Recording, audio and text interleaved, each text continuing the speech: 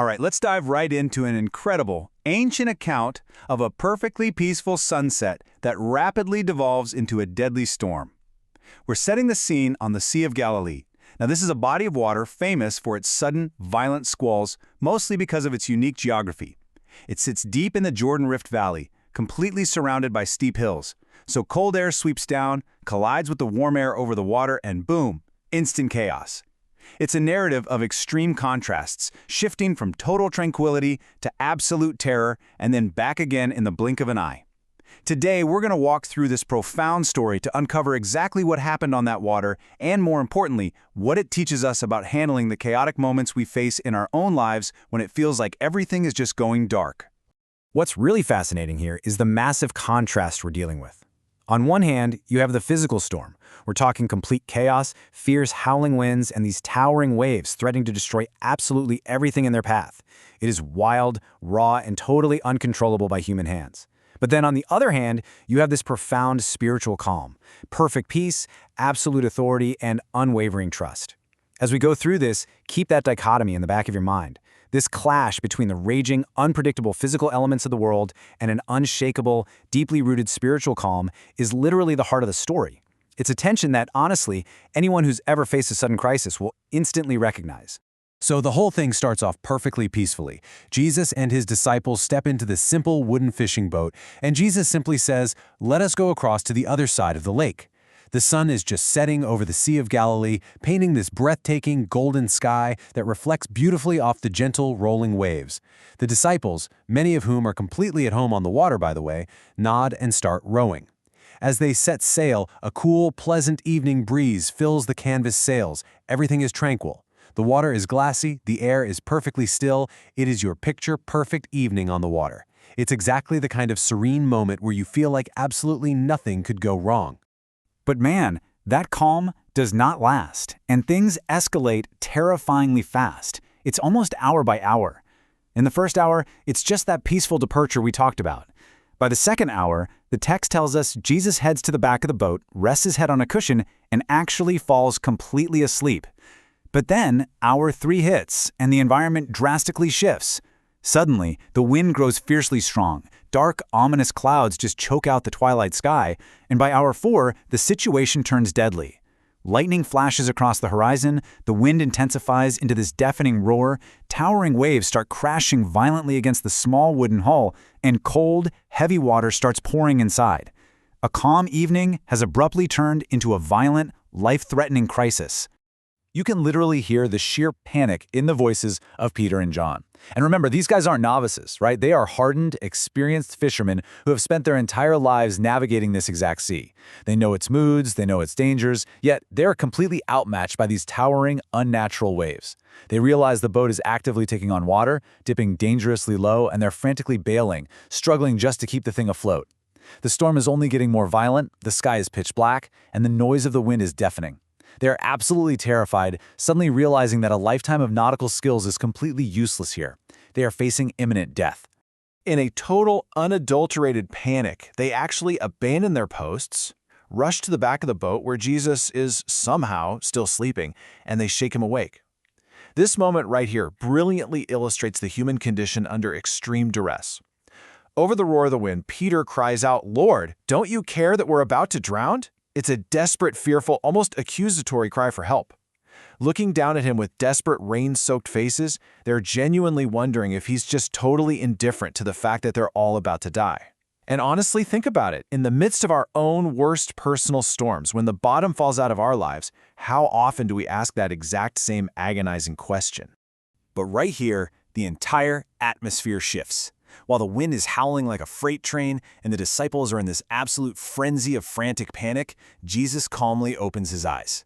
The text makes a point to show that even though the waves are roaring all around them, violently pitching the boat back and forth, as Jesus stands up slowly, his face is filled with perfect peace. He is entirely unbothered by the chaos threatening to sink them. It's a staggering juxtaposition, really. You have the frantic, terrified energy of the disciples thrashing about, contrasted against the deep, grounded stillness of a man who knows exactly who is in control of the situation. And this brings us to the absolute pivot point of the whole event. Jesus looks out at the raging, violent sea, facing down the howling wind, and delivers a singular, authoritative command. With absolute calmness in the face of roaring, deadly chaos, he simply says, "Peace, be still." He doesn't yell frantically to be heard over the gale. He doesn't panic. He doesn't grab a bucket to start bailing water. He just speaks directly to the storm with total, unflinching authority. It is a moment of pure, unadulterated power, demonstrating the Creator speaking directly to His creation. The physical fallout of those 3 words is just staggering. It's a complete, mind-bending environmental transformation in a matter of seconds. First, at that very moment, the violent howling wind stops instantly. It just cuts off. Second, those towering, crashing waves suddenly become perfectly calm, dropping into a smooth, glassy surface. Third, the dark, threatening clouds begin to break apart and disappear entirely. And finally, a sky filled with brilliant, twinkling stars is revealed, and a profound, heavy silence covers the sea. Just imagine the sheer sensory shock of that moment, going from deafening, chaotic roaring and violent motion to absolute, perfectly still silence, all with just 3 words. The disciples? They are left in absolute, breathless shock. The text implies this stunned silence among the men in the boat. You can imagine Thomas stammering out, "How can this be?" And John realizing the immense gravity of what they just witnessed, stating in absolute awe, "Even the wind obeyed him." They are staring at Jesus in pure, unfiltered amazement. Because it's one thing to heal a person's illness or teach a brilliant philosophical truth to a massive crowd, but they're suddenly realizing that even the chaotic, uncontrollable natural elements of the earth bow down to his ultimate authority. The very fabric of nature yields to his voice. So with the sea completely silent now, Jesus turns deliberately toward his dripping wet disciples. And he uses this dramatic physical rescue to teach a profound spiritual lesson. He asks them 2 very probing questions. Why are you afraid? Do you still have no faith? He is directly challenging their perspective and their entire worldview. I mean, he was right there in the small boat with them the entire time, sleeping soundly just a few feet away. The disciples likely lower their heads, realizing they had let the overwhelming physical storm completely blind them to the reality of exactly who was in the boat with them. I've got to say, I absolutely love Peter's honest admission here. Stepping forward, the bravado completely gone, Peter essentially admits, "Lord, we believed, but fear was stronger than our faith."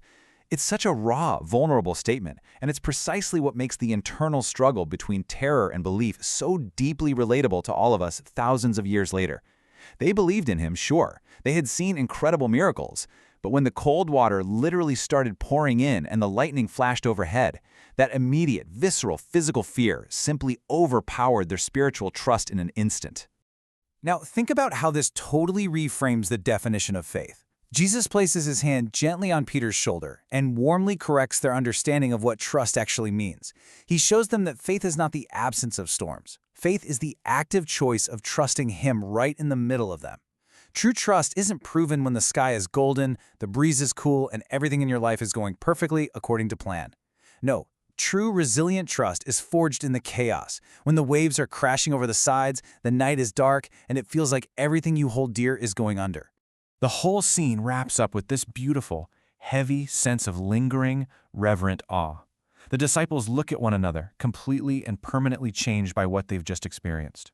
James says softly into the quiet night, "Who is this man that even the wind and the sea obey him?" It's a rhetorical question of pure wonder. And with that, Jesus smiles gently, and the small fishing boat continues its journey peacefully across the now calm, mirror-like waters, guided safely to the other side only by the soft, steady light of the moonlit sky. So how does this ancient account actually apply to us? Well, life's personal storms can seem completely overwhelming. Whether it's a sudden health crisis, a financial collapse, or a really painful relational breakdown, we all face moments where the wind is howling and it genuinely feels like we're sinking beneath the waves. But the core takeaway here is that no storm you will ever face is greater than the one who commands the wind and the sea. When fear rises, and it absolutely will because we're human, the goal is to actively, consciously place your faith in Jesus right in the middle of the mess, knowing for sure that his peace is vastly stronger than every single storm. As we wrap up this explainer, I want to leave you with a thought to really chew on. Think deeply about the towering waves in your own life right now. The chaos, the fear, the specific situations that feel entirely out of your control and are keeping you up at night. What storm do you need to speak peace over today? Where do you need to recognize exactly who is in the boat with you? Keep seeking that perfect peace, and as always, keep learning.